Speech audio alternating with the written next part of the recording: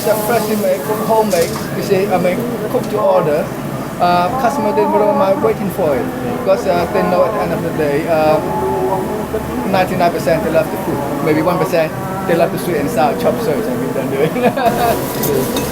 So at the end of the day, most customers they come and say how nice the food is. I mean, all the sweat, everything is perfect.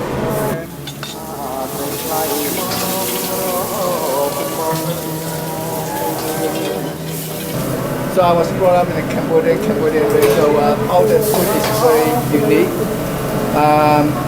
Cambodian and French, you see. Once you start to look at, I'm going to introduce a few type of food for you, and you taste it. I mean, you make your own judgment whether you like or not. You see, so you tell me.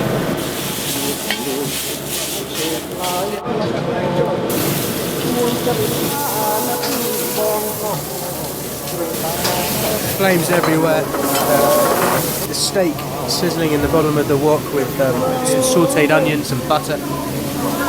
And all the while that Thomas is manning his kind of 7-wok stove, he's also prepping up all the plates. This really is a one-man show, like a one-man band almost. He's doing a remarkable job. When did you open the restaurant? Oh, I opened a restaurant in 1988. 88, so you've been here about how many years is that? Yeah, it's quite a long time. I can't remember. 20 years? 20, yeah, almost 20 years. Yeah.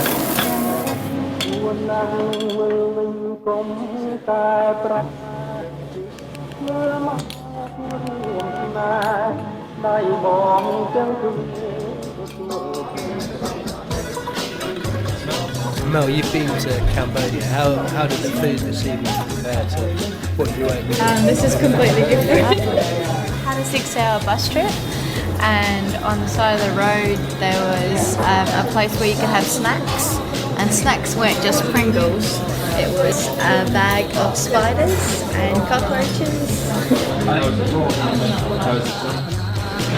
to heard. Oh yeah, that's superb. This has been really, really good.